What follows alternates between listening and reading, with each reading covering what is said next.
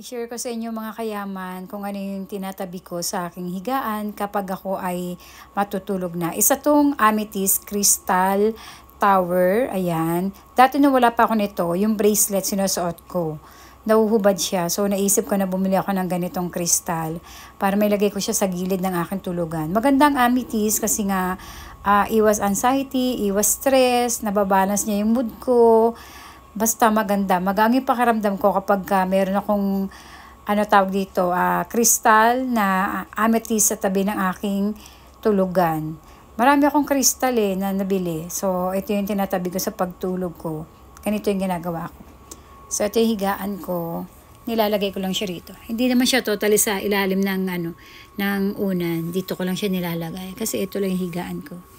Ganyan lang. Pero bago ko siya ilagay na ganyan, hinahawakan ko muna yan.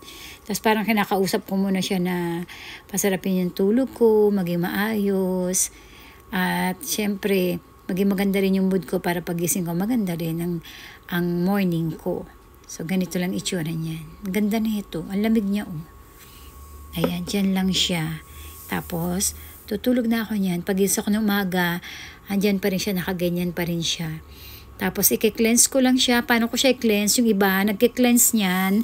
Nilalagyan nila ng asin, tubig, tapos itatapat sa araw. So, ako, may way ako ng pagki-cleanse ko. Kung minsan sa full moon or new moon. Kung hindi naman full moon, new moon, hinahawakan ko siya ng kamay ko.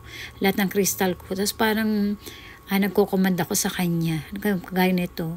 Sinasabi ko lang sa kanya na bigyan mo ako ng peace of mind, ilayo sa stress, anxiety, maging maganda ang mood ko everyday, at syempre, magdala ng magandang swerte sa buhay.